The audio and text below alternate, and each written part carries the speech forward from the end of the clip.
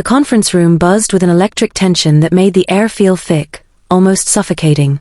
Alexandra's fingers trembled slightly as she gripped the edge of the polished mahogany table, her knuckles whitening with each passing second. Across from her sat the new CEO, a man whose presence seemed to command the room despite his relatively young age. His tailored navy suit and confident demeanor screamed corporate powerhouse, but it was the cold determination in his steel-gray eyes that sent a shiver down her spine. "Ms. Thompson," he began, his voice carrying that particular authority that only comes from years of boardroom battles, "I've reviewed your performance metrics, and I must say they're underwhelming." The words hit her like a freight train, each syllable carefully chosen to cut deeper than the last. Around the table, the other executives exchanged uneasy glances, their faces a mixture of sympathy and relief that the axe wasn't falling on them this time. Alexandra felt her stomach churn as she processed his statement. 25 years she dedicated to this company, rising through the ranks when women in leadership positions were practically unheard of. She'd been there through mergers, acquisitions, and market crashes, always keeping the ship steady when others would have let it sink. Yet here she was, at 62, being dismissed by someone who probably couldn't even spell quarterly earnings report when she first started working here. "I understand you've been with us for quite some time," he continued, his tone softening slightly but still maintaining that professional distance, "but we need fresh blood. People who can adapt to our new digital strategy." He gestured toward the presentation screen behind him, where complex charts and graphs displayed trends she had personally helped create during her tenure as Senior Vice President of Operations. The irony wasn't lost on her, she had pioneered many of those very strategies he now credited to modern thinking.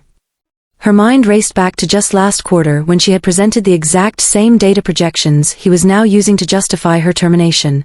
The memory of her team's late-night brainstorming sessions, the countless hours spent perfecting their approach, all flashed before her eyes as he droned on about innovation and forward-thinking.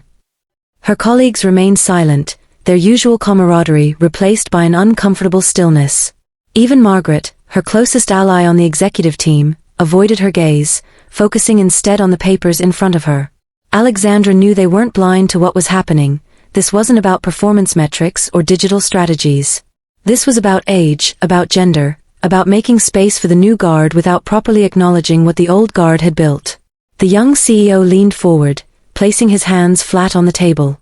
"We'll offer you a generous severance package, of course. And we'd be happy to provide references." His voice trailed off, as if sensing the inadequacy of his words. The finality of the situation crashed over her like a wave. No amount of references could erase the sting of being discarded after decades of loyal service. As she gathered her belongings later that afternoon, moving through the familiar hallways that suddenly felt foreign, Alexandra couldn't help but notice the whispers following her departure. Younger employees watched her with a mixture of curiosity and pity, while those who had worked alongside her for years quickly averted their eyes. Each step felt heavier than the last, not because of the physical weight of her box of personal items, but because of the emotional burden of leaving something she had poured her soul into creating. In her office, she paused to take one last look at the framed photographs on her wall, moments captured throughout her career, shaking hands with industry leaders, accepting awards, celebrating milestones with her team. Each picture told a story of triumph against odds, of breaking barriers and setting records. Now, all of that was being reduced to a line item in someone else's turnaround strategy. The elevator ride down felt interminable, the mirrored walls reflecting her image back at her, the perfectly styled silver hair, the power suit that had become her armor, the slight stoop in her shoulders that hadn't been there this morning. As the doors opened to the lobby, she forced herself to maintain her dignity, walking with purpose past the security desk and out into the crisp autumn air. The city bustled around her, oblivious to the seismic shift that had just occurred in her life. Back home, Alexandra found herself staring at the blinking cursor on her laptop screen. The email notification had arrived just as she was settling into her favorite armchair, a glass of wine in hand. At first glance, it seemed like just another corporate memo, until she read the sender's name, Board Secretary, Anderson Corporation. Her heart skipped a beat as she clicked open the attachment, scanning through the formal language until she reached the section detailing shareholder voting rights and upcoming meetings. 25 years ago, when she had first joined Anderson Corporation as a junior analyst, she never could have imagined how her life would intertwine with the company's fate. Back then, she had been content with climbing the corporate ladder, proving herself in a male-dominated industry. But 15 years into her career, a chance meeting with the company's founder, Arthur Anderson himself, had changed everything. Arthur had been different from the other executives she'd encountered, more visionary, more willing to listen to unconventional ideas. When he discovered her knack for identifying undervalued assets, he had taken her under his wing, mentoring her in both business strategy and investment opportunities. It was during one of these mentorship sessions that he had presented her with an extraordinary opportunity to invest in a struggling division of the company that most executives had written off. The risk had been substantial, especially for someone at her level, but Alexandra had seen potential where others saw failure. She had invested heavily, leveraging every resource at her disposal. To everyone's surprise, the division had turned around spectacularly, becoming one of the company's most profitable arms within 5 years. Arthur had rewarded her loyalty and vision by offering her additional shares each year, always insisting she keep her holdings private. Now, as she reviewed her portfolio, the reality of her position struck her with renewed clarity. Through careful reinvestment and strategic acquisitions during market dips, she had quietly accumulated 51% of the company's shares. The young CEO who had so confidently terminated her earlier today had no idea that he was sitting in a chair effectively owned by the woman he had just dismissed. The irony wasn't lost on her. She had maintained her anonymity as a shareholder precisely to avoid situations like this. In an industry where power dynamics were constantly shifting, she had chosen to let her work speak for itself rather than wield her financial influence. But now, faced with such blatant disregard for her contributions, a spark of determination ignited within her. She opened another document on her computer, the agenda for next week's shareholder meeting. The irony tasted bitter yet sweet as she noted the new CEO's first official presentation to the board. How fascinating it would be to watch him present his grand vision to the very person he had so casually dismissed. The thought sent a thrill through her veins that she hadn't felt in years. Pouring herself another glass of wine, Alexandra settled deeper into her chair, a slow smile spreading across her face. For 25 years, she had played by their rules, navigated their politics, and proven her worth time and again. But now, perhaps it was time to change the game entirely. The young CEO's dismissal might have been intended as her exit from the corporate stage, but instead, it felt like the opening act of something far more interesting. As she reviewed her notes for the upcoming meeting, Alexandra couldn't help but chuckle at the absurdity of the situation. The young CEO, what was his name again? Jonathan something, had actually scheduled a special strategy session for tomorrow morning. His secretary had sent out the meeting request mere hours after her termination, as if eager to implement his new vision without delay. The goal of it was almost admirable. Her phone buzzed with incoming messages from concerned colleagues and friends throughout the evening. Margaret had called twice already, her voice filled with outrage and offers of support. "Can you believe that upstart?" she had fumed during their second conversation. "After everything you've done for this company." Alexandra had listened patiently, letting her friend vent while carefully avoiding any direct comments about her own plans. Instead, she focused on gathering information about Jonathan's background and management style. From what she could piece together, he was a classic corporate climber, Ivy League education, rapid promotions through various tech companies, and a reputation for aggressive cost-cutting measures. Several articles highlighted his disruptive approach to business, though Alexandra noted that most of his successes had come from cutting established departments rather than building new ones. The pattern was familiar: slash-and-burn tactics that looked good on paper but often left companies vulnerable in the long term. What intrigued her most was his apparent ignorance of company history. During his brief tenure, he had already recommended dissolving several legacy programs that had been crucial to Anderson Corporation's stability during economic downturns. These were initiatives she had fought tooth and nail to implement, programs that had saved jobs and maintained client relationships when others would have cut and run. His dismissive attitude toward these achievements spoke volumes about his understanding of sustainable business growth. The media coverage of his appointment had painted him as a savior, a modern thinker who would drag the dinosaur corporation into the digital age. Articles quoted him talking about legacy systems and outdated management structures, code words that Alexandra recognized immediately. She had seen this pattern before, watched as younger executives dismissed institutional knowledge in favor of trendy methodologies that often lacked substance. Her research revealed an interesting detail: Jonathan had never worked in manufacturing before. His experience was entirely in software development and digital marketing, industries where quarterly results mattered more than long-term stability. This lack of manufacturing background explained his casual dismissal of their supply chain innovations, innovations that Alexandra had personally overseen, which had reduced costs by 40% over the past decade. As she compiled her findings, Alexandra realized that Jonathan represented something larger than just one arrogant executive. He embodied a trend she had observed growing in corporate America, the worship of youth and technology over experience and wisdom. Companies were increasingly valuing flashy presentations over fundamental business principles, quick wins over sustainable growth. The irony was that the very systems he wanted to dismantle were what had allowed Anderson Corporation to weather multiple recessions while competitors faltered. Tomorrow's meeting would be particularly interesting. Jonathan had invited all department heads to present their digital transformation plans, clearly expecting them to fall in line with his vision. What he didn't know was that Alexandra had spent years cultivating relationships across all levels of the organization. Many of the managers attending that meeting owed their positions to her mentorship, their department successes to her strategic guidance.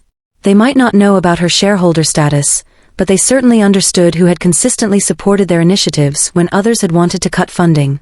Her phone buzzed again, this time with a message from IT. Remembering her promise to help troubleshoot their system upgrades next week, she smiled wryly. Jonathan had no idea that his outdated senior vice president had been instrumental in developing the very technologies he now claimed credit for implementing. The firewalls protecting their intellectual property, the secure communication channels that kept their trade secrets safe, these were all projects she had championed when others had dismissed cybersecurity as unnecessary expense. Looking at the clock, Alexandra realized it was nearly midnight. The house was quiet except for the occasional creak of the old wooden floors. Tomorrow would bring its own challenges, but for now, she felt a sense of purpose she hadn't experienced in years. The young CEO's dismissal had unwittingly given her the freedom to operate without restraint, to use her position exactly as she saw fit. The thought sent a thrill through her that had nothing to do with revenge and everything to do with protecting something she had spent decades building. The boardroom buzzed with anticipation as Alexandra arrived early for the strategy meeting, choosing a seat at the far end of the table. She watched with quiet amusement as Jonathan entered, his confident stride faltering slightly when he noticed her presence. His brow furrowed momentarily before smoothing into his usual mask of corporate professionalism.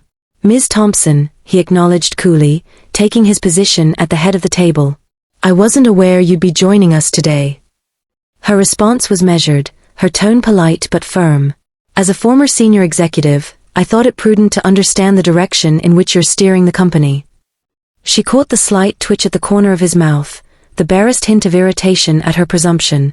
The other executives exchanged quick glances, some hiding smiles behind their coffee cups, others looking genuinely confused about her continued involvement. Margaret entered next, pausing noticeably upon seeing Alexandra. Their eyes met briefly, communicating volumes without words. The subtle nod Margaret gave suggested she had guessed at least part of Alexandra's plan. As the rest of the team filed in, Alexandra noted how the atmosphere shifted, the usual deference to Jonathan's authority tempered by the presence of someone who had long been considered the company's backbone. When Jonathan called the meeting to order, his voice carried the practiced authority of someone who expected immediate compliance. "Let's begin with a review of our digital transformation initiatives," he announced, gesturing to the youngest members of his team. Alexandra watched with growing interest as they presented their proposals, ambitious plans that would require significant restructuring and investment. The numbers they quoted seemed impressive at first glance, but to her trained eye, they revealed fundamental misunderstandings about the company's operational realities. At one point, Jonathan turned to her directly. "Ms. Thompson, since you've expressed interest in our new direction, perhaps you'd like to share your thoughts on how we might accelerate our transition to cloud-based systems?" His tone carried just enough condescension to make several people shift uncomfortably in their seats.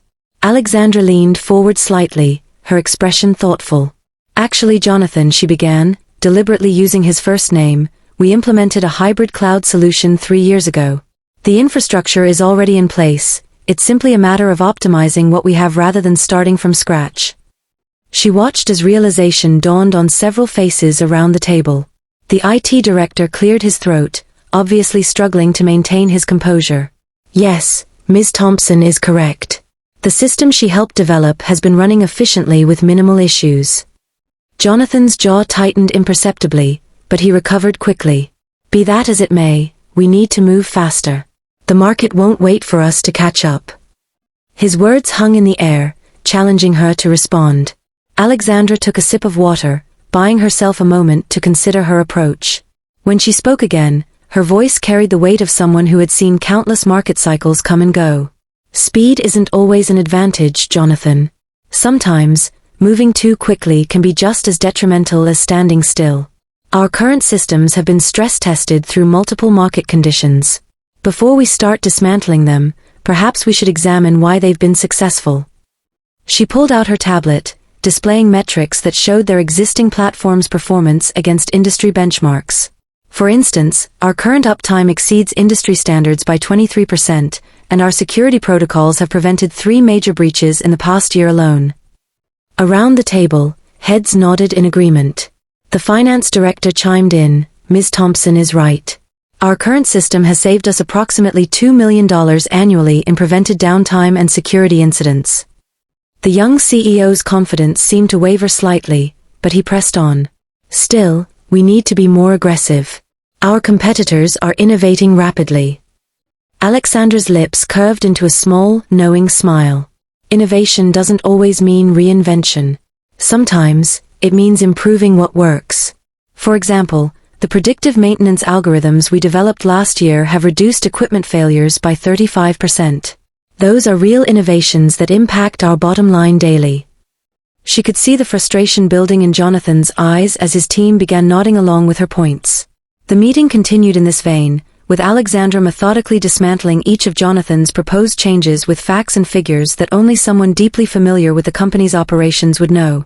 Each revelation seemed to chip away at his authority, while simultaneously reinforcing the value of institutional knowledge. By the time the meeting adjourned, the shift in dynamics was palpable. The executives who had initially seemed intimidated by Jonathan's youthful energy now appeared to be questioning his grasp of the company's true strengths.